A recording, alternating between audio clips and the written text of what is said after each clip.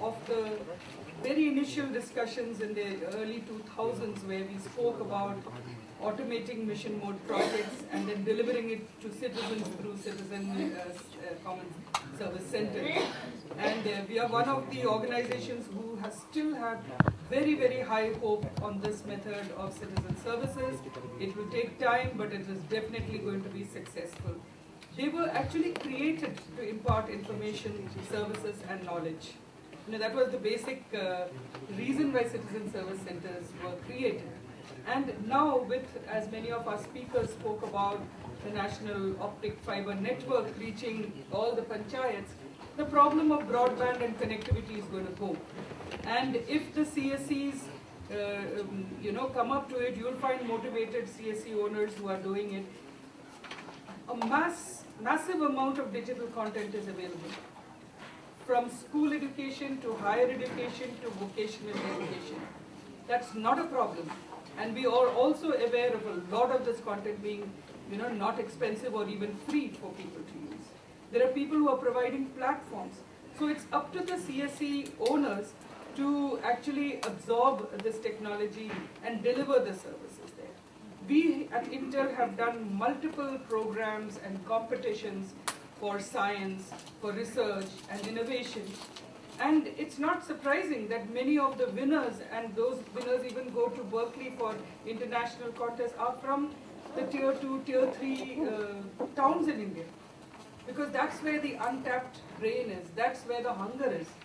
The rural youth and rural adults, citizens, they're just hungry for knowledge, they're hungry for becoming more aware and participating in the knowledge economy.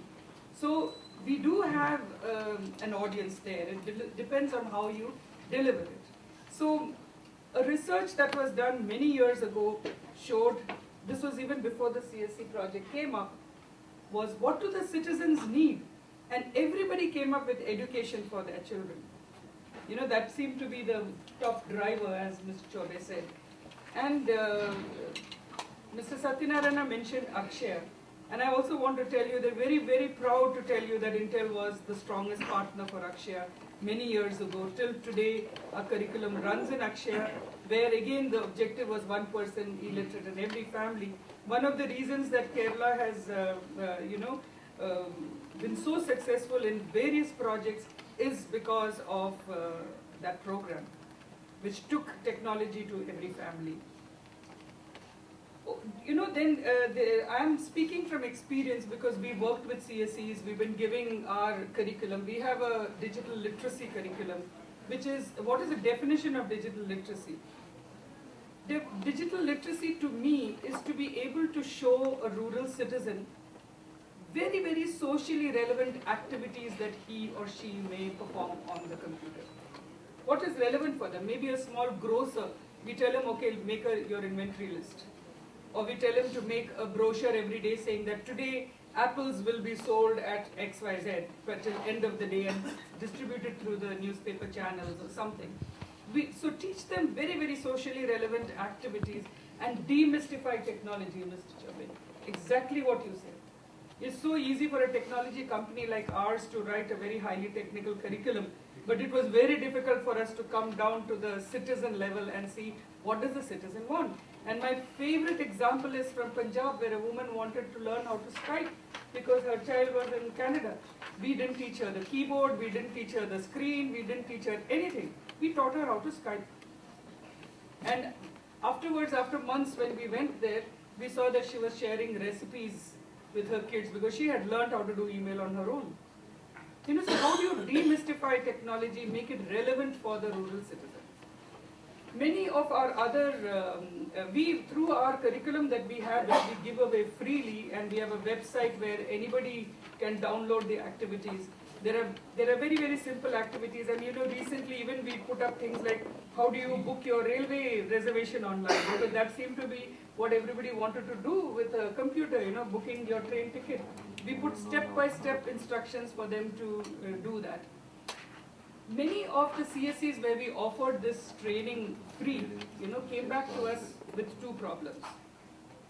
One, they said, the VLE is not of the quality that can give the training. And the second thing was there is no desire, no awareness. We are not able to recruit students for this course. So there, my answer to this is, what is VLE? VLE stands for Village Level Entrepreneur. Teach him to be an entrepreneur. Many of the highest educational institutions in this country are not started by professors. They're started by businessmen, by entrepreneurs. And you make sure that you recruit the teachers over there.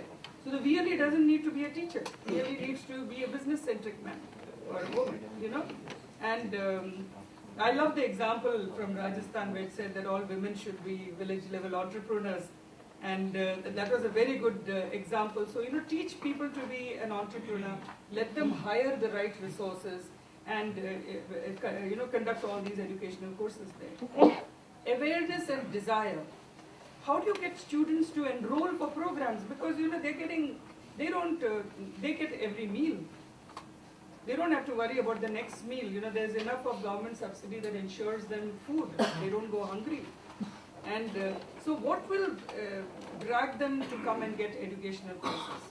And I'm talking about the most rural of citizens, youth and women and girls and whatever. So what we did is we embarked on, we have a project which is called Follow the Fiber, where we work very closely with the Digital Empowerment Foundation, who is managing this workshop as well. And we said, while the NOFIN project pipeline is being laid, let's go even beforehand over there and create this awareness and desire among the students. So we set up learning centers, and we motivated people to come and see, the benefits of knowing how to, use technology for their own social needs, health programs, agriculture programs, whatever.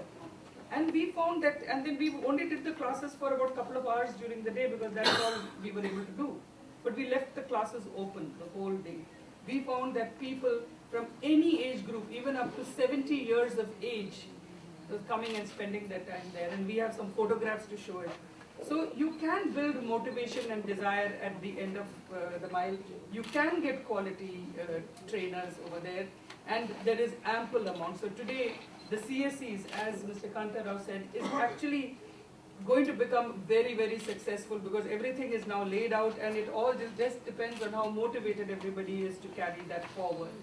My last comment is about the national mission. I must tell you, it's sad that many people don't know, but last year we launched the National Digital Literacy Mission along with the Ministry of Communications and IT and NASCOM.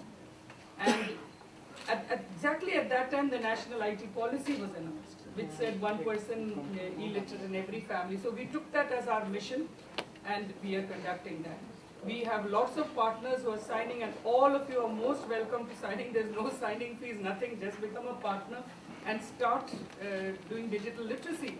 And digital literacy means meaningful exercises for the rural citizen. Keep it simple. So that people are attracted by it. Look at the cell phone, it was simple to make a call. So you have to make it as simple like that for them, and then they will learn further. So in December 12th, we did something called a Digital Literacy Week, where about 15 NGOs, lots of our partners, lots of the industry, including people like HP, Microsoft, Tally, I don't remember all the names. Everybody spent 1 week spreading digital literacy wherever they were. They went to where their offices were, they went to the villages, and in 1 week I think we touched something like 40,000 people. It would be just showing a woman what is there, and she says, oh, now I know what my child is doing. So she wants to know what her child is doing. It's as simple, making them aware of it.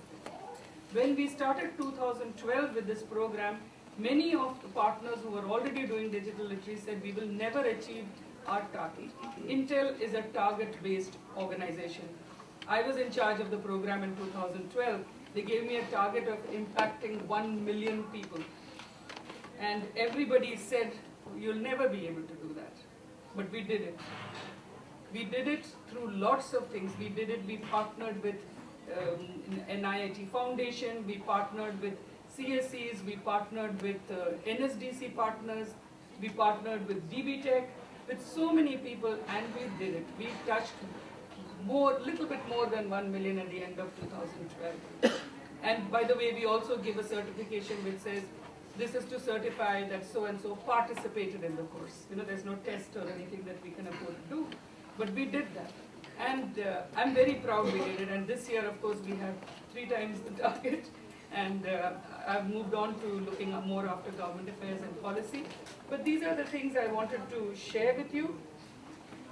And lastly, the success of all this, success of e-governance or success of e-education, e-health, e-agro, whatever, is success for all of us, wherever we are.